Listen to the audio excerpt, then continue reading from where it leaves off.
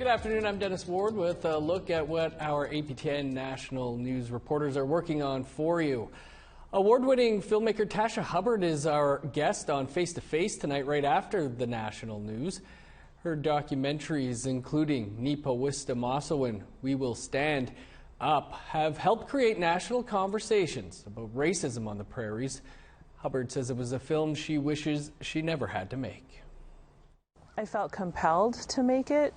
I had just finished my first feature and had actually intended on just taking a bit of a break, but this, when it happened, I was so struck by the suddenness of the violence, of the response by the RCMP, the actions of the RCMP, by the horrible social media comments, some made by leadership, by people who are in leadership positions.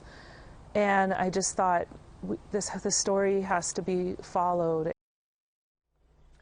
The 2020 pandemic has hurt business owners across the country, but for some areas that rely on tourism, it hits especially hard, like in the Yukon.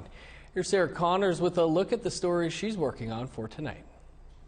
Tourism is the second biggest industry in the Yukon, and around 300,000 people visit the territory each year.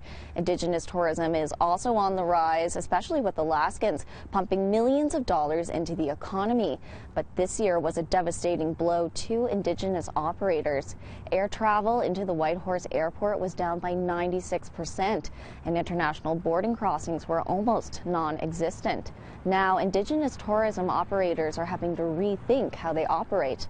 And coming up soon, I'll have a story on how Indigenous tourism operators in the Yukon are hoping for a better year next year.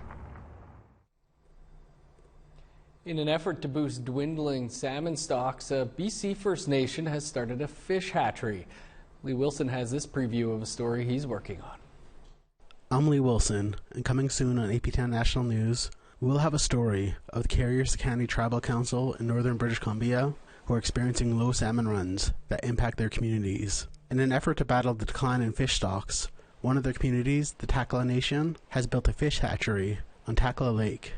We'll have this story soon on APTN National News. And a reminder that Face to Face is on tonight right after the APTN National News. For updates anytime, you can download the APTN News app or go to aptnnews.ca. I'm Dennis Ward. We'll see you tonight on APTN National News at 6 Eastern and Mountain Time.